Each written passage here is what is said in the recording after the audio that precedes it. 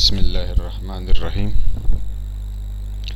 تمام طلباء کرام کو خوش آمدید۔ اسلامیات لازمی کا یہ ہمارا لیکچر نمبر 4 ہے، اور علوم القرآن کے جو مبقیہ ابحاث ہے انشاءاللہ اس میں ہم کور کرنے کی کوشش کریں گے۔ آج کے لیکچر میں ہم درجہ ذیل 3 چیزیں پڑھیں گے انشاءاللہ۔ نمبر 1، مکی و مدنی صورتوں کی خصوصیات۔ نمبر 2، قرآن کا اجمالی خاکہ۔ اور نمبر 3، قرآن کے سائنسی انکشافات۔ مکی و مدنی صورتوں کی خصوصیات۔ آپ لوگوں نے تلاوت کرتے ہوئے سورت کے شروع میں جہاں بسم اللہ الرحمن الرحیم لکھا ہوتا ہے تو دائیں طرف لکھا ہوتا ہے کہ سورۃ مکیۃ یا سورۃ مدنیۃ، تو اس کا مطلب کیا ہے، اور پھر مکی اور مدنی صورتوں کی تعداد کتنی ہے، اور اس میں کیا مضامین ہے یا کیا خصوصیات ہے، اور کیسے ہم پہچانیں گے، علامات کیا ہے جن کی بنیاد کے اوپر ہم کہہ سکتے ہیں کہ یہ مکی صورت ہے اور یہ مدنی صورت ہے۔ تو سب سے پہلے مکی صورتوں کی خصوصیات۔ تو سب سے پہلے یہ بات جاننے کی ضرورت ہے کہ مکی صورت کہتے کسے ہیں۔ تو مکی سے مراد وہ آیات یا صورتیں ہیں جو ہجرت سے پہلے نازل ہوئی۔ حضور صلی اللہ علیہ وسلم کو 40 سال کی عمر میں نبوت ملی، اور 63 سال میں وفات ہوئی، تو جو نبوت کا عرصہ ہے وہ 23 سالہ ہے۔ اس میں 13 سال مکہ مکرمہ میں گزارے، اور جب وہاں پر رہنا مشکل ہو گیا اور مشکلات ہوئی نبی علیہ السلام کو بھی اور صحابہ کرام کو بھی، تو اللہ تعالیٰ کے حکم سے پھر نبی علیہ السلام نے مکہ مکرمہ سے مدینہ منورہ ہجرت کی۔ تو ہجرت سے قبل، یعنی ہجرت کا مطلب اس علاقے کو چھوڑ کے، مکہ کو چھوڑ کے مدینہ منورہ بما اپنے اصحاب تشریف لے گئے۔ تو جو صورتیں یا آیات اس ہجرت کے عرصے سے پہلے اتری ہے تو ان کو مکی صورتیں یا آیات کہا جاتا ہے، اور جو پھر ہجرت کے بعد اتری ہے تو وہ مدنی صورتیں ہیں۔ تو 23 سالہ عرصے میں 13 سال مکہ میں اور باقی 10 سال مدینہ منورہ میں۔ تو یہ تو بنیادی اس کی تعریف تھی کہ مکی سے مراد وہ آیات یا صورتیں ہیں جو ہجرت سے پہلے نازل ہوئی۔ مکی صورتوں کی تعداد جو ہے 86 ہے، 86 ہے۔ اس کی علامت کیا ہے، مکی صورت کی کیا علامتیں ہیں، تو علماء نے پھر اس کو تلاش کیا ہے، اس کے اوپر سوچ و غور فکر کیا ہے، تدبر کیا ہے۔ تو ہر وہ صورت جس میں لفظ کلا، کلا کا معنی ہوتا ہے ہرگز نہیں، یہ عربی کا لفظ ہے کلا، جس صورت میں لفظ کلا آیا ہو تو وہ مکی صورت ہے۔ اسی طرح ہر وہ صورت جس کے شروع میں حروف مقطعات آیا ہوئے ہوں، سوائے سورہ البقرہ اور آل عمران کے۔ حروف مقطعات سے کیا مراد ہے؟ حروف مقطعات آپ لوگوں نے بعض صورتوں کے شروع میں پڑھے ہوں گے، جیسے الف لام میم، یاسین، حام میم، کاف، ہا یا عین صاد، تو یہ ان کو حروف مقطعات کہا جاتا ہے۔ آپ اپنی زبان میں اس کو ایبریویشنز کہیں۔ ان حروف مقطعات کا مطلب کیا ہوتا ہے، یہ الگ موضوع ہے۔ بہرحال تو جن صورتوں کے شروع میں حروف مقطعات ہے تو وہ مکی صورتیں ہیں، سوائے سورہ بقرہ کے اور سورہ آل عمران کے۔ اسی طرح ہر وہ صورت جس میں آدم علیہ السلام اور ابلیس کا واقعہ مذکور ہو تو وہ بھی مکی صورت ہے، یہ اس کی علامت ہے، سوائے سورہ البقرہ کے۔ اسی طرح ہر وہ صورت جس میں نبیوں اور ماضیہ کے حالات واقعات مذکور ہو، یعنی انبیاء کرام علیہم السلام کے واقعات ہو، قصص ہو، سوائے سورہ بقرہ کے۔ پھر خصوصیات کیا ہے؟ تو ایک تو یہ ہے کہ مکی صورتیں انتہائی مختصر ہے، مختصر ہے مکی صورتیں۔ اسی طرح چونکہ نبی علیہ السلام کو جب نبوت ملی اور پھر ان کو حکم ہوا کہ اب یہ لوگوں تک پہنچائے، تو نبی علیہ السلام نے مکہ مکرمہ میں پھر تمام انسانیت کو مخاطب کیا کہ یا ایھا الناس سے خطاب کیا۔ تو جو یا ایھا الناس سے خطاب ہے یعنی اے لوگو، اس میں مسلمان، مشرک سارے اس میں شامل ہیں، پوری انسانیت کو خطاب ہے۔ تو مکی صورتوں میں چونکہ مکی دور ایسا تھا جس میں نبی علیہ السلام نے زیادہ تر عقائد کے اوپر کی اصلاح کے اوپر زور دیا۔ جیسے پوائنٹ نمبر 9 میں ہم پڑھیں گے کہ جو مکی صورتیں ہیں ان کے مضامین میں عقائد و ایمانیات ہے، یعنی توحید ہے، رسالت ہے، آخرت ہے، اللہ کے اوپر لوگوں کا ایمان بنانا ہے، اس میں آخرت کے اوپر بنانا ہے، رسالت کے اوپر بنانا ہے۔ تو چونکہ اس کے مخاطب تو پھر سارے لوگ بنتے ہیں، پوری انسانیت بنتی ہے کہ سب ایک اللہ کو مانے اور آخرت کو مانے، رسالت کو مانے، تو اس لیے اس میں خطاب یا ایھا الناس سے کیا گیا ہے۔ اور مضامین میں یہی عقائد ہے، ایمانیات ہے، ایمانیات سے مراد یہی عقائد ہے۔ قصص انبیاء، جو قصے ہیں انبیاء علیہم السلام کے، انسانی اخلاقیاتی حوالے سے ہے اور اللہ تعالیٰ کی کبریائی و بڑائی کا بیان ہے۔ تو یہ مکی صورتوں کی پہچان اور خصوصیات تھی۔ اب آتے ہیں مدنی صورتوں کی طرف۔ تو مدنی صورتوں سے جیسے شروع میں ہم نے کہا کہ وہ آیات یا صورتیں ہیں جو ہجرت کے بعد نازل ہوئی، ان کو مدنی صورتیں کہا جاتا ہے۔ مدنی صورتوں کی تعداد جو ہے وہ 28 ہے، بعض نے 29 گنوائی ہے، لیکن اکثر حضرات جو ہے وہ اس کے قائل ہیں کہ 28 ہے۔ اس کی کیا علامتیں ہیں؟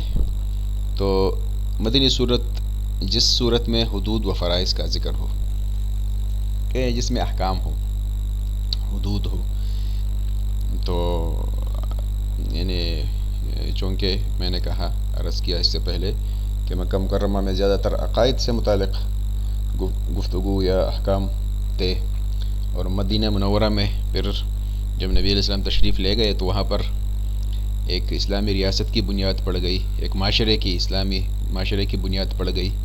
تو پھر ظاہری بات ہے کہ لوگ کسی معاشرے میں جب رہتے ہیں تو آپس میں ان کے تنازعات بھی آتے ہوں گے، آپس میں مسائل آتے ہوں گے، پھر آپس میں معاشرت میں رہنا کس طرح ہے، تو اس حوالے سے زیادہ تر احکام جو ہے وہ مدینہ منورہ میں اترے ہیں۔ جہاد کا ذکر، چونکہ مکہ مکرمہ میں مسلمان کمزور تھے، اتنی ان کے پاس قوت نہیں تھی، تو جہاد کا حکم نہیں تھا، پھر مدینہ منورہ میں جہاد کا حکم آیا اور اجازت ملی، اور جہاد کے سارے پھر ذیلی احکامات بیان کیے گئے۔ تو جس صورت میں جہاد کے احکام ہوں تو وہ یہ علامت ہے کہ یہ مدنی صورت ہے۔ اسی طرح مکہ مکرمہ میں تو واسطہ وہ مشرکین سے تھا۔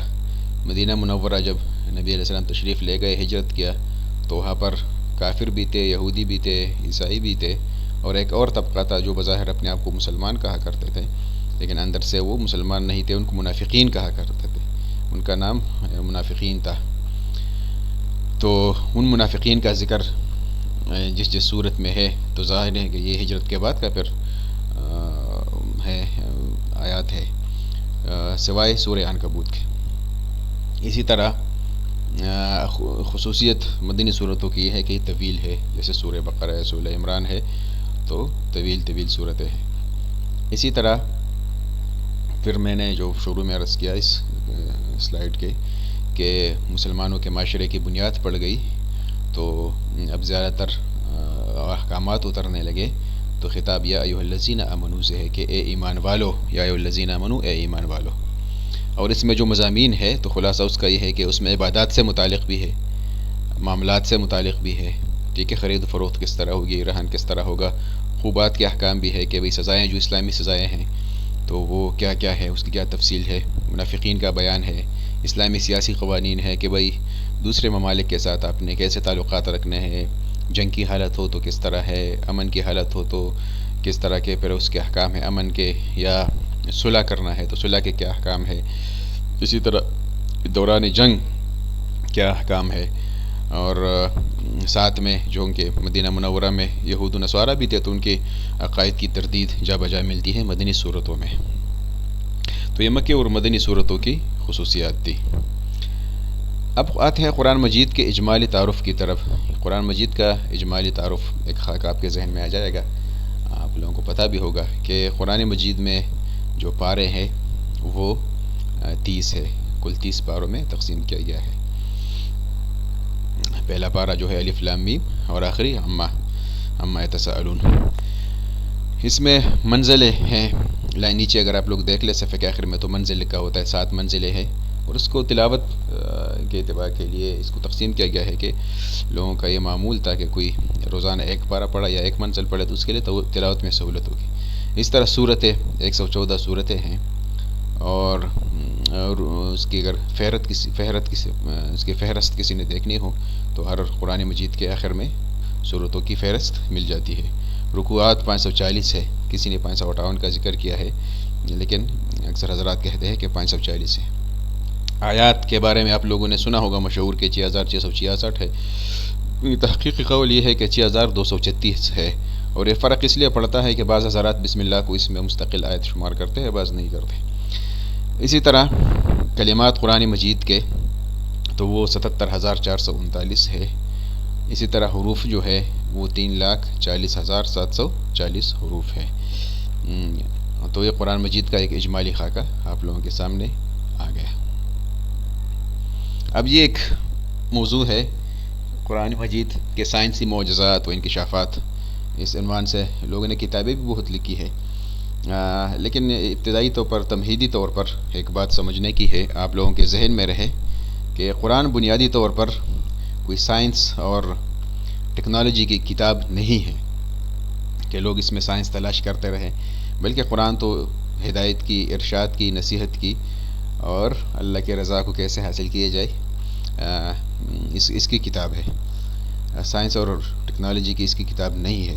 لیکن اس کے باوجود قرآن مجید نے کچھ اشارات دیے ہیں سائنس کے حوالے سے، اور 1400 سال پہلے جو آج کی سائنس نے اس کو صحیح ثابت کیا ہے، حالانکہ اس طرف اشارات اس وقت میں کیے گئے تھے. تو یہ ایک دلچسپی کے لیے آپ لوگوں کے اس کے لیے سہولت، اس کے لیے کیا کہیں اس کو، اطمینان کے لیے ایک اضافی چیزیں ہیں.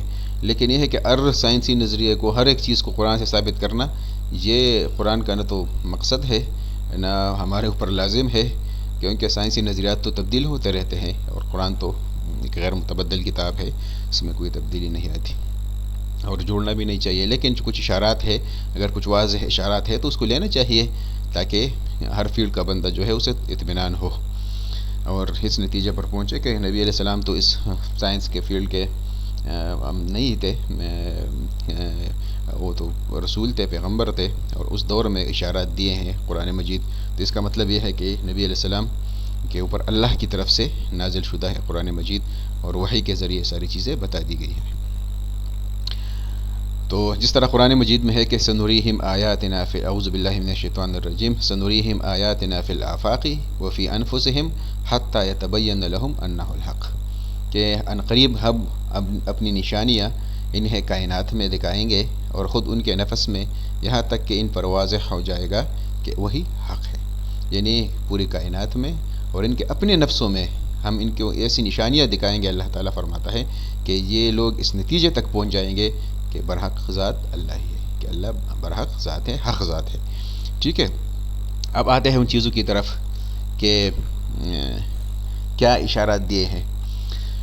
تو آج کل ماہرین فلکیات کہیں یا سائنسدان کہیں، یہ حضرات کہتے ہیں کہ پہلے یہ کائنات 1 یونٹ تھا، پھر ایک دھماکہ ہوا اور اس سے پھر ساری چیزیں وجود میں آ گئی۔ 1 یونٹ کا ایک تصور ہے کہ ایک ہی یونٹ تھا، ایک ہی اکائی تھی پوری کائنات۔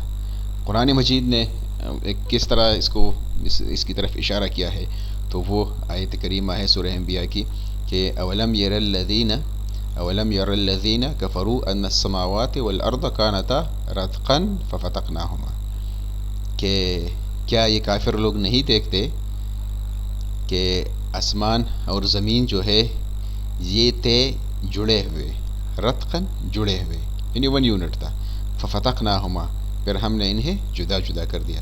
تو ایک واضح نشانی ہے، یہ ایک واضح اس کی طرف اشارہ ہے 1 یونٹ ہونے کی طرف۔ اچھا جی، دوسرے نمبر پر کائنات کی ابتدا کیسی ہوئی؟ تو آج کل سائنس یہی کہتی ہے کہ شروع میں گیسز کی صورت میں تھی ساری چیزیں، پھر مادے کی طرف کنورٹ ہو گئی، تو یعنی کائنات کی ابتدا گیسوں سے ہوئی۔ تو اس طرف یہ لوگ تو یہ نہیں مانتے کہ اللہ نے کیا ہے، تو خود بخود ساری چیزیں ہو گئی، لیکن ہمارے مسلمانوں کا تو یہ عقیدہ ہے کہ سب کچھ اللہ تعالیٰ نے کیا ہے۔ تو قرآن مجید میں ہے کہ ثم استوى الى السماء وهي دخان، پھر وہ آسمان کی طرف متوجہ ہوا، یعنی اللہ تعالیٰ آسمان کی طرف متوجہ ہوا اور وہ دھواں تھا، وہی دخان، دخان دھواں، تو یہ بھی ایک گیس کہیں اس کو، اس وقت تو لوگوں نے اس کا ترجمہ دھواں کیا تھا، لیکن گیس بھی اسی شکل میں ہے، دھوئے کے شکل میں۔ تو یہ کائنات کی ابتدا کے بارے میں ایک اشارہ ہے۔ اسی طرح ابھی تک ماضی قریب تک لوگ یہ سمجھ رہے تھے کہ جو ایٹم ہے تو وہ قابل تقسیم نہیں ہے، چھوٹا ذرہ کائنات میں سب سے چھوٹا ذرہ وہ ایٹم ہے، لیکن ابھی ریسنٹلی پھر یہ ہوا کہ کہتے کہ نہیں، ایٹم سے بھی چھوٹے ذرات اس کے اندر ہے، الیکٹران ہے، پروٹان ہے، نیوٹران ہے، اور تقریباً اور 30 سے اوپر کے تک ذرات ہے اس میں، ایٹم میں۔ تو قرآن نے یہ کیسے اشارہ دیا تھا اس طرف کہ بھائی ذرے سے بھی چھوٹی چیزیں ہیں، وہ اس طرح کے وما يعزب عن ربك من مثقال ذرة في الأرض ولا في السماء ولا أصغر من ذلك ولا أكبر إلا في كتاب مبين، کہ اور تمہارے رب سے ذرہ بھر بھی کوئی چیز پوشیدہ نہیں، نہ زمین میں اور نہ آسمان میں، اور نہ کوئی چیز اس سے چھوٹی، یعنی ذرہ ہے تو ذرے سے بھی چھوٹی چیز، مطلب یہ ہے کہ ذرے برابر سے چھوٹی چیز، تو چھوٹی چیزیں مطلب ہے کائنات میں، آئٹم سے بھی چھوٹی چیز ہے، اور نہ بڑی مگر کتاب روشن میں۔ تو یہ ایک اشارہ تھا کہ بھئی چھوٹے سے چھوٹی چیز موجود ہے کائنات میں، وہ ایٹم سے یا ذرے سے بھی کم تر ہے۔ اسی طرح آپ لوگوں کو پتہ ہے کہ جب لوگ بلندی کی طرف جاتے ہیں، اوپر جاتے ہیں، تو آکسیجن کم ہو جاتا ہے، اس لیے جو لوگ کوہ پیما ہیں یا پہاڑوں کے اوپر چڑھتے ہیں تو وہ اپنے ساتھ مصنوعی آکسیجن لے کے جاتے ہیں، کہ جب آپ مثلاً K2 چوٹی کے اوپر جائیں گے تو وہاں پر آپ کو آکسیجن لے جانا پڑے گا۔ آکسیجن اگر آپ کے پاس نہیں ہے تو پھر آپ سانس نہیں لے سکیں گے۔ تو خلاصہ یہ کہ بھئی جیسے ہی بندہ بلندی کی طرف جاتا ہے تو آکسیجن کم ہوتا ہے۔ اب نبی علیہ السلام ایسے اوپر گئے تو نہیں تھے،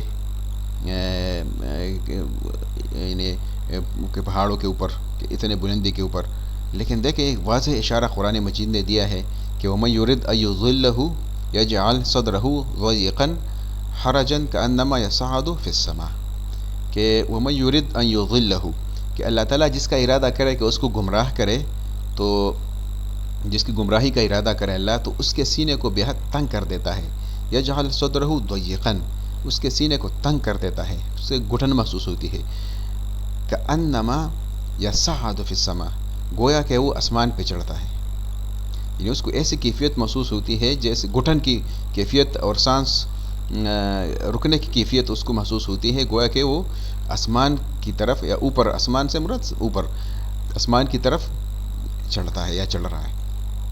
تو اب اس سے اندازہ کرے کہ بھئی اس سے یہ ملتا ہے واضح طور پر کہ اوپر جو بھی جائے گا اسے گھٹن محسوس ہوگی، یعنی گمراہ کو بھی ایسے گھٹن محسوس ہوتی ہے جیسے اوپر چڑھنے والے کو۔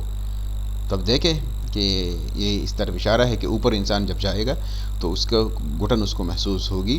اس کا مطلب یہ ہے کہ بھئی آکسیجن اوپر کم ہوتا ہے. اچھا جی، اسی طرح آج سائنس یہ مانتی ہے کہ ہر چیز میں جوڑا جوڑا ہے، یعنی نر اور مادہ ہے. جیسے اگر درخت ہے تو اس میں بھی نر اور مادہ ہے. تو اللہ تعالیٰ نے اس ارشاد فرمایا کہ وَمِن كُلِّ شَيْءٍ خَلَقْنَا زَوْجَيْنِ لَعَلَّكُمْ تَذَكَّرُونَ، اور ہم نے ہر چیز کا جوڑا پیدا کیا تاکہ تم غور کرو، یعنی ہر چیز کا ایک ایک جوڑا ہے. اسی طرح آج کی میڈیکل سائنس کہتی ہے کہ جب بچہ ماں کے پیٹ میں ہوتا ہے تو وہ 3 پردوں میں ہوتا ہے. ٹھیک ہے، 3 باریک پردوں میں. اب قرآن نے اس طرف کیسے اشارہ کیا؟ یخلقکم فی بطون امہاتکم خلقا من بعد خلق فی ظلمات ثلاث، کہ وہ تمہیں تمہاری ماؤں کے پیٹوں میں ایک کیفیت کے بعد دوسری کیفیت پر 3 اندھیروں میں بناتا ہے. ظلمات ثلاث، ثلاث عربی میں 3 کو کہتے ہیں، ظلمات کہتے ہیں اندھیرے کو. تو اندھیرے سے مراد پردہ، یعنی 3 پردے. تو آج کی میڈیکل سائنس بھی اس کو مانتی ہے، یہ بھی ایک واضح اشارہ ہے. اسی طرح کہ آج کی بایولوجی کہے یا باٹنی کہے کہ آپ لوگ اس میں پڑھتے ہیں کہ یہ جو درخت ہے تو اس میں نر اور مادہ ہے، وہ تو پہلے ہم نے پڑھ لیا. تو جب یہ بہار کا موسم آتا ہے تو اس میں جب پھل لگتے ہیں تو جو نر ہوتا ہے اس کا جو کیا کہے تخم ہے وہ جا کے مادہ میں اس میں پڑ جاتا ہے، اور اس سے پھر فرٹیلائزیشن کا عمل ہوتا ہے اور پھل پھول نکل آتے ہیں اس سے. اس کو قرآن نے ذکر کیا ہے کہ وَأَرْسَلْنَا الرِّيَاحَ لَوَاقِحَ، کہ ہم نے ہوائیں بھیجی لواقح بنا کر. تو لواقح کا پھر معنی کیا ہے کہ بیج ڈالنے والیہ. ٹھیک ہے، تو یہ بھی ایک واضح اشارہ ہے کہ ہوا سے ہی یہ تخم ریزی کا عمل ہوتا ہے. ٹھیک ہے. اسی طرح آج کی سائنس یہ کہتی ہے کہ بچے کے پیدائش کے دوران جو باپ کی طرف سے وہ ہے سپرم ہے اور ماں کی طرف سے اووری، یہ ان دونوں کے ملاپ سے ہی بچہ پیدا ہوتا ہے. تو جو سپرم ہے اس کو آپ لوگوں نے اس کی وہ جو ڈائیگرام ہے وہ دیکھی ہوگی، تو کیڑے کی طرح ہے. ٹھیک ہے، کہ گول وہ دائرہ ہے، نیچے اس کے وہ دم سے ہوتی ہے. تو کہہ رہے کہ قرآن نے کہا ہے کہ خلق الانسان من علق، انسان کو ہم نے پیدا کیا ہے خون کے لوتڑے سے. تو پہلے تو علق کا یہ ترجمہ کیا کرتے تھے، لیکن اگر آپ ڈکشنری دیکھو گے قرآن کی اس کی علق کی لفظ علق کی، تو اس میں لکھا ہے کہ دویبہ فی الماء تمس الدم، کہ ایک کیڑا جو خون چوستا ہے، جسے ہم پشتو میں جورا کہتے ہیں، جونک. تو علق کا ایک معنی جونک بھی آتا ہے. تو جونک کے اگر آپ اس کو شکل کو دیکھو گے، ڈائیگرام کو دیکھو گے، تو وہی سپرم کے جیسا ہے. ٹھیک ہے، تو یہ بھی ایک واضح اشارہ ہے کہ انسان کو ہم نے اس سے پیدا کیا ہے. جی، یہ ساری چیزیں جو ان کے ہم ریفرنسز ہے اور جو ریسورسز ہے وہ یہ بکس ہیں. الاحسان ہے، اسلامیت لازمی ہے، اور کچھ ویب سائٹس ہیں، اور یہ کتاب ہے ان حضرات کی. تو یہ آج کا لیکچر تھا. صدق اللہ العظیم. اللہ حافظ. اللہ تعالیٰ آپ سب کو خوش رکھے. السلام علیکم ورحمۃ اللہ وبرکاتہ.